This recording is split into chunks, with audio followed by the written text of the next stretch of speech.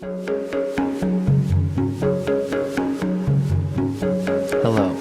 and welcome to OCD Behind the Scenes, a podcast brought to you by OCDMidwest.org.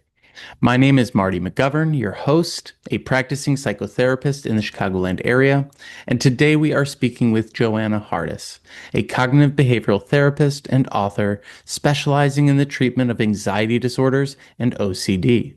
In today's conversation, we discuss the bravery of distress tolerance, the joys of working through fear and avoidance, and the reality of parenting in a post-COVID, smartphone-dependent world. Learn more about Joanna by going to her website, joannahardis.com, and find her book, Just Do Nothing, A Paradoxical Guide to Getting Out of Your Way, on Amazon. Now, without further ado, here's my conversation with Joanna Hardis. Welcome to OCD Behind the Scenes. We are chatting today with Joanna Hardis. My name is Marty, and today we are going to be talking about distress tolerance. But before we get into all of that, Joanna, tell us a little bit about yourself.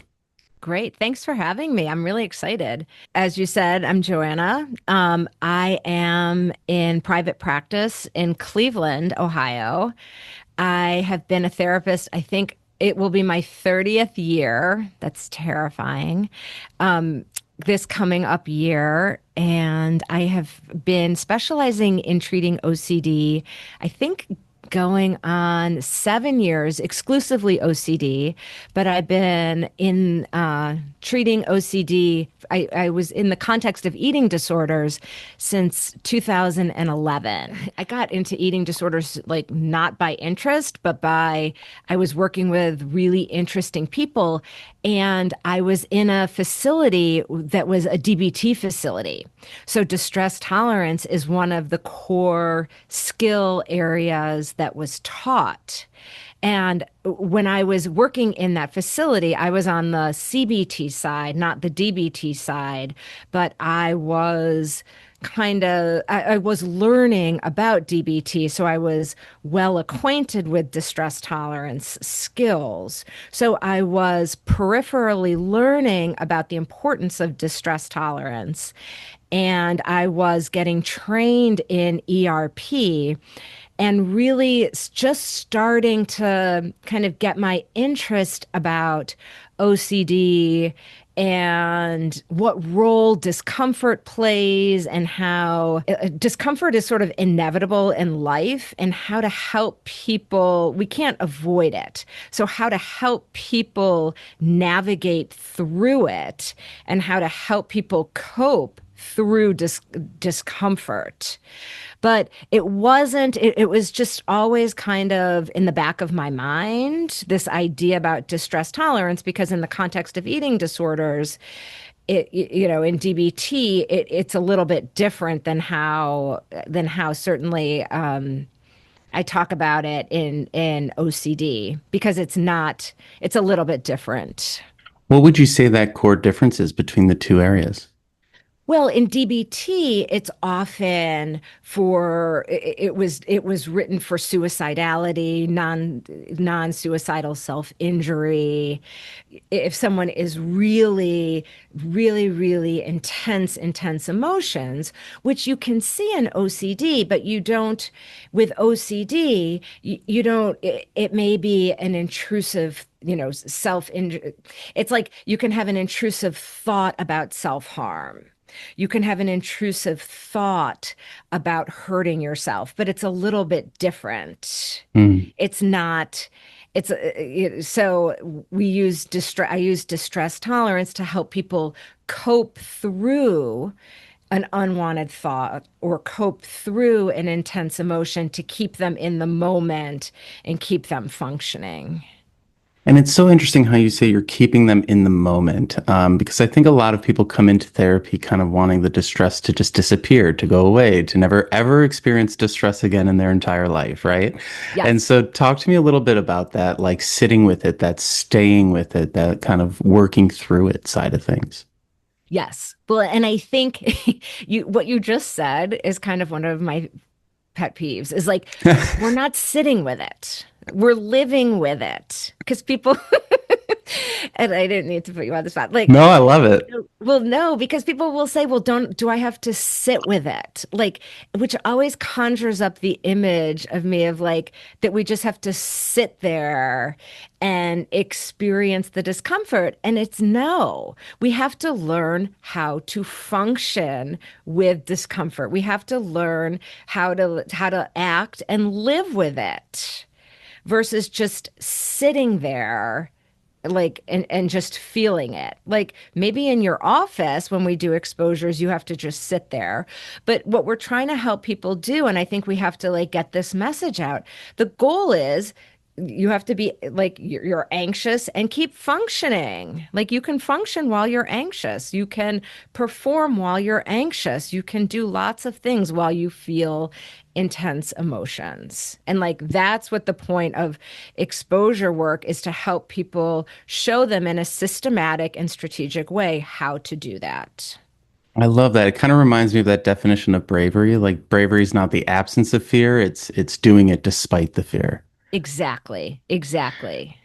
And so when you are helping people kind of work through that process and set up that structure, what does that look like in a typical setting? Well, let's start with like what the definition of distress tolerance Yeah. is, because I think a lot of people don't know. And I see sometimes on social media or in podcasts, I've heard it described as mental toughness, but it's the ability to continue with goal directed activities despite emotional discomfort. So, distress tolerance there's two components. There's a perception and a behavioral component. So, there's a perception that you can handle emotional discomfort, and then your behavior follows. So, what we see a lot in not only OCD, but in life is distress intolerance, which is a perception that I can't handle when I feel uncomfortable emotionally. And therefore, I will do anything possible to avoid feeling uncomfortable. So this is a pattern of behavior where you are, where you're avoiding something because of how you're going to feel inside. And what we know is there's like plenty of data that people who have this pattern are more vulnerable to developing depressive disorders, anxiety disorders, obsessive compulsive disorders, substance use disorders, eating disorders, because they perceive that they can't handle their internal experience. So it's really important that we help people. Now, I'm not saying this is the only factor that leads people to develop or maintain these problems, but it is a crucial piece in the puzzle. What I like to do to help people is, we start with something that's really low distress. So something like an itch in my office, because I go with the premise that anytime someone encounters something that they don't like, whether it's an unwanted thought, a sensation they don't like, a feeling they don't like, a memory they don't like, what do? Like, we want to avoid it. We want to get rid of it. We want to control it. We want to fix it. So we have to learn how to interact different with it. We have to learn how to allow it. And, because people like automatically just want to like make it stop. Yeah. So, right? Well, and that you talked about that internal feeling. Yeah. So if someone's listening to this and they've been feeling distressed lately, what what are some commonalities in that internal feeling that you've noticed as you've been working with clients? Well, it depends what people don't like. There are people that have like the somatic feelings they don't like. So it could be in their stomach. So people that don't like feeling nauseous, people that don't like anything with their stomach, people that don't like when their heart races, people that don't like when when their blood pressure goes up, people that don't like feeling anxious or activated, people that don't like when they feel out of breath, people that don't like somatically that feeling of anxiety, when they feel like they can't catch their breath, when they get really anxious. You have people that are more cognitive. They don't like when their mind starts racing or when they get certain thoughts. Those are people like typically with OCD, when they get certain thoughts that they don't like, and so they want to like wash their thoughts. Like you think of people with like taboo thoughts, Hmm. people with memories that they don't like, people that don't like distress in other people. There's Yeah, that sort of people pleasing piece that comes up. Yes. So there's lots of distress. You can have people that don't like sensations, you people that don't like itches, people that don't like the classic headaches. Like people that wake up, that's more of like that's not so much emotional discomfort, that's physical discomfort. But then the story that goes with it that is like, oh my gosh, I have a brain tumor. No, I don't know that that's Yeah. so much distress. I mean, that's that can be they can probably have a co-occurring distress intolerance. Does that Well, and answer it? it absolutely does. And I think that's one of the interesting things is, when we think about avoidance, and we think about these different like why is someone avoiding this, right? And the stories people might tell themselves in their head is like, oh, well, if only I could just get over it, right? If only I could just like stop thinking this way. If only but so much of it is so physical, and the mental and the physical and the somatic are so intertwined that it's like, if it's preventing someone from sleeping, there's so much more to it than just like, oh, I wish I could stop having this thought, right? Because that'll increase anxiety the next day, or it'll like cause, ramifications that sort of layer and build. Have you Hmm. seen that, how it's sort of these things can compound upon each other? Yes. Yeah, absolutely. And, one of the things about distress intolerance or building distress tolerance is when we can tolerate distress, one of the gifts of it is that we don't make difficult situations even worse, which I think is what you're talking about. Oftentimes in life, we're going to have a really distressing situation or a hard situation. You can't sleep, or your kid is struggling, or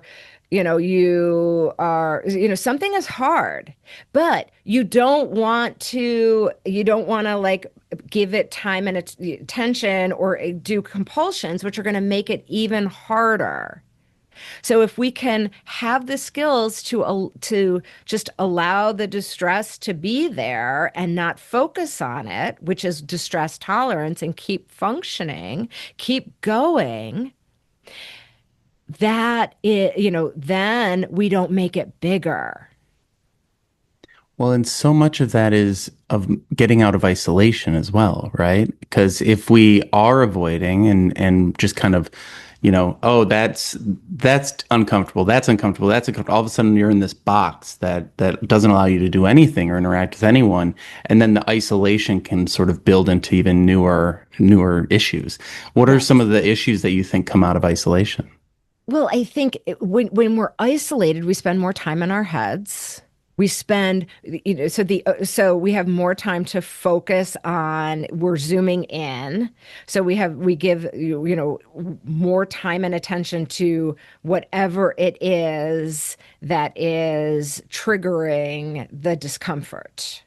Yeah, and I know in your work you mentioned before the call that you've been working with parents in a lot of situations, and you talked about how distress tolerance is not just something that you work out on your own, but also how you have to learn how to tolerate distress in other people and the interaction between those two distresses.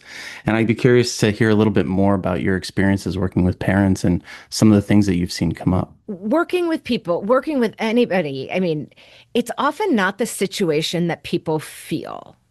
People fear. It's people fear the cage in which people live is their feelings. or the fear. People fear, oh my gosh, how am I going to feel when when I confront this situation? It's never really about the situation. I mean, Hmm. people think it is, but it's like, how am I going to feel when I am in this situation?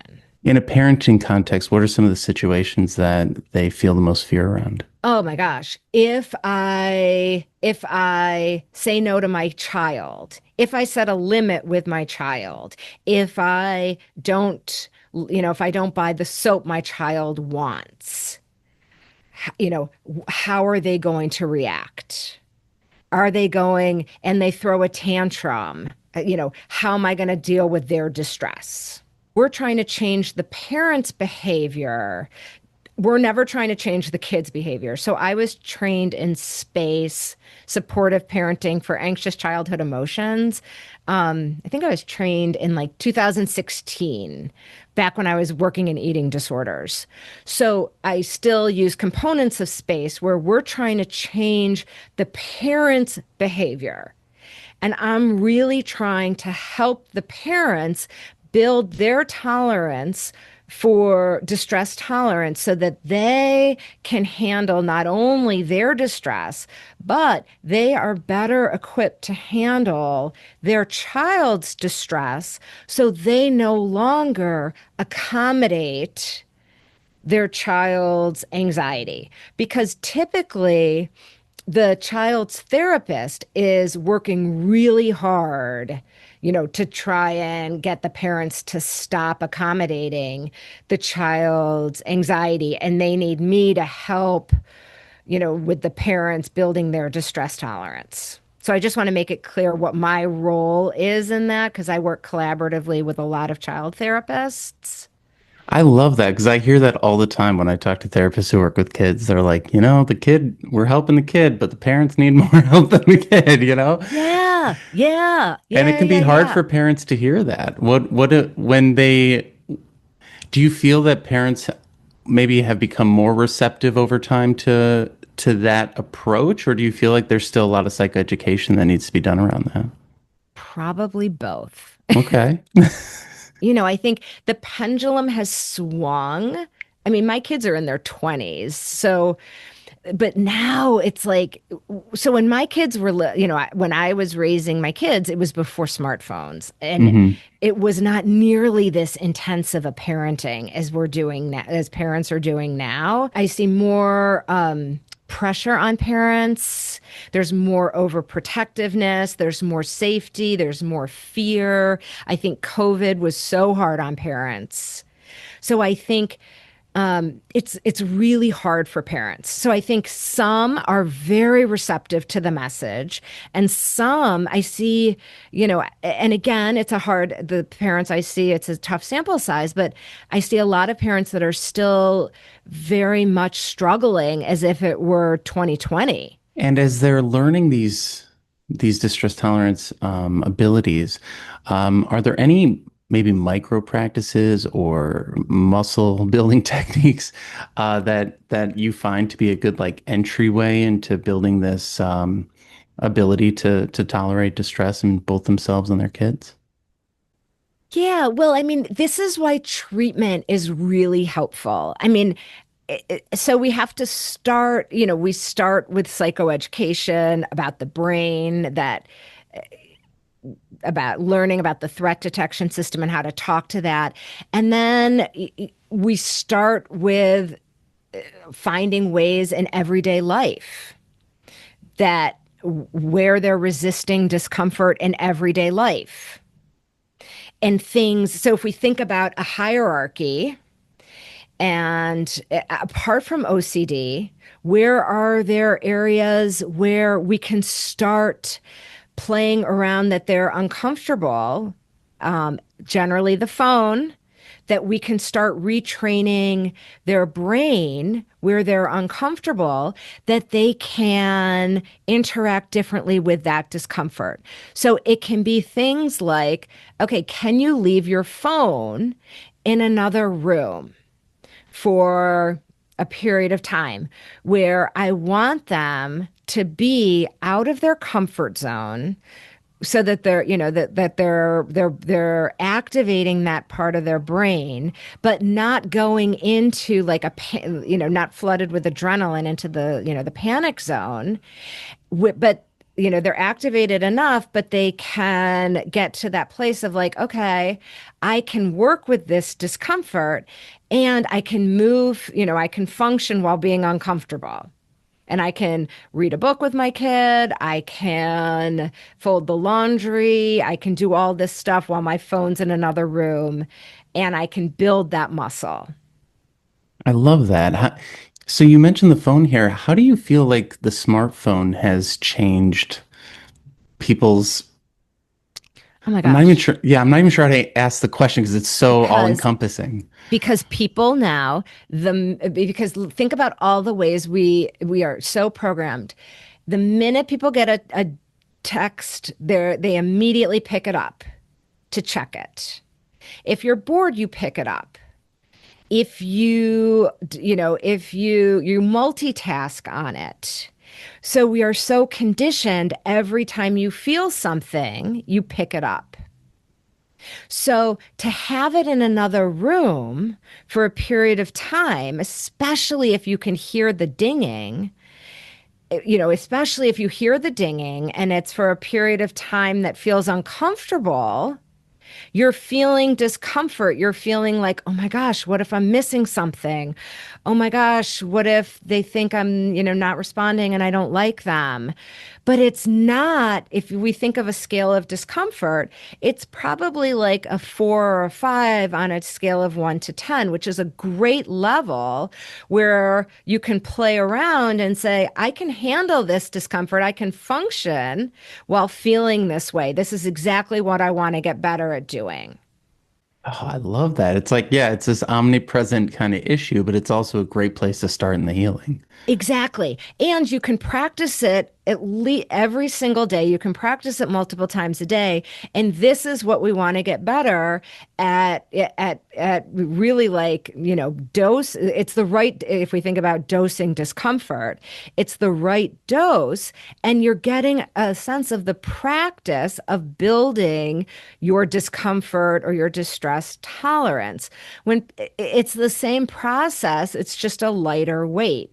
When people get better at that, you can increase the time. You can increase, can you go to the store without your phone?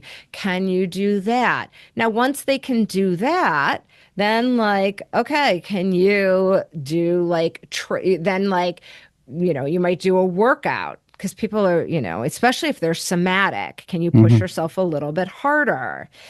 And then can you relax into that? Because you want to soften into that discomfort. Hmm. Okay, now let's start to touch the OCD, or let's start to touch like your kid, something with your kid. Like, can you, if they're interrupting you, can you tolerate saying no? Like, no, I'm on the phone. Because that might be something that's like low discomfort. Yeah, saying no is that's a tough one for folks. On the phone topic, and this may be a bit of a tangent, so let me know what your That's thoughts are okay. around this. Yeah, yeah, But yeah. um, I know there's like a real push happening in certain areas and certain circles to get phones in schools to be put into like bags at the beginning of the day or to Yeah. be not always with the child. And there's it I've only seen some like really base level things here, but it seems like the kids who are in schools like this actually, once everyone's phone is taken away, not just theirs, they actually do like it. And they have it at the beginning of the day, they have it at the end of the day. And then what I've also seen is parents' reactions to that, where some are like super happy about it, and some are like, wait, I can't get a hold of my kid throughout the day. And that anxiety, I'm curious what you think about the just that whole situation, I guess, if you have thoughts on any part of it, but especially the parents who want to always be in contact with their kids through the phone. I think that's such an interesting development in our world lately. Yeah, I can't speak to the kids. I mean, because I don't treat kids, Hmm. but I would be really curious about the parents and what would be driving the parents wanting to be able to reach the kids. Hmm. Because my guess is you can still reach the kid through the school.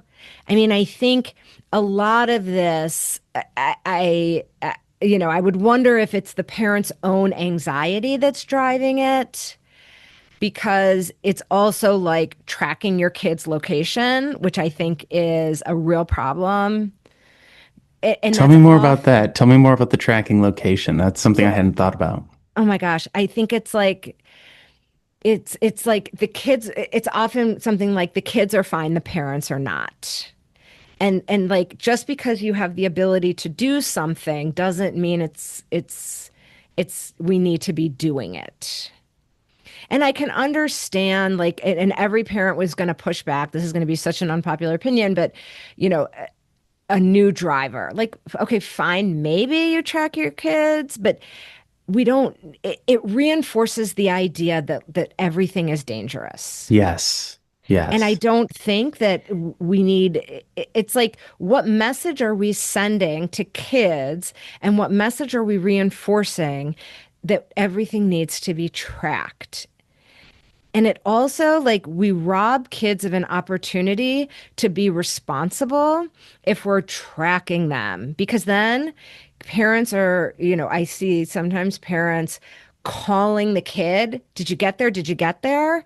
Which robs kids of an opportunity to let parents know, "I got someplace," which is the Hmm. skill we want kids, if that's the deal that we give to kids, to let the parent know. That's so fascinating. And it is one of those things where I'm so curious how it develops over time because we are at, it almost feels like a bit of an inflection point where people are starting to see the impact that this is having. And it's like, well, what do we do about this? And you have to do it together because if you just do it to your kid, then they're on the outs of everyone else. But if we do it as a group, it could change things.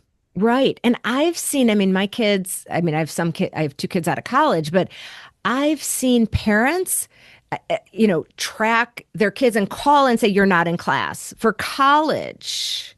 Oh Like, my where gosh. are you?" And that is, I mean, we have to think, what is the function? And if we want our kids to be building autonomy and building independence, and that robs our kids. First of all, it is like we want our kids to be developing skills. Mm. And that just robs them if we are constantly swooping in, checking on them. And I know a parent's going to say, "Well, what if they have a problem?" But again, like us constantly, swooping in and doing work for them, we have to think about, well, what is the consequence of that? What skill do we rob them of building? And I like what you said about everything being dangerous. What are we teaching about danger, right? I think one of the things I heard online is like, well, what if there's a shooting at the school? And it's like, okay, well, we can talk about media diet. Maybe that's a whole nother episode. But like, Sure. it's like to reinforce that thought every day of like, oh, I have to have my phone on me or my child has to have their phone on them in case there's like the worst possible case scenario and every day reinforcing that worst possible case scenario, it's kind of scary. Yeah. Yeah. Yeah. And so as we think about the work that you're doing, the people that you're working with, as we get towards the end of this conversation, we covered a number of different topics, and I really like this concept of distress tolerance that you mentioned, especially you said dosing discomfort. Um, if there was one sort of misconception you'd love to kind of dispel, is there anything that comes to mind that you just would love the audience to know? That we can't function even though something's hard, or that we can't function while feeling intense emotions. I love that. Yeah, that bravery Yeah. concept, bringing it back. Yeah. I just had a client. I'm so proud of her. And we were working, and she has, she's had OCD for a really long time. And she really wanted to go on vacation to Europe. And so we worked really hard, and she went, and I said, it's going to be hard. You've got OCD, like it's going to be hard, and you can do this. You're going to feel a lot of things. And she came back and she said, I really had a great time. I got food poisoning. And she said, I still did everything, and it was hard, and I did it. She said, I can, just because it was hard didn't mean I couldn't still see everything I wanted to see with food poisoning, with, crazy intrusive thoughts. And it's like, right, just because things are hard doesn't mean we can't do it. And, once you have the confidence to know that you have the skill set to do hard things, like life opens up. I mean, that's a perfect spot for us to wrap Yeah. on. If people want to find out more about your work, where can they go and what can they find about you? Probably my website, joannahardis.com.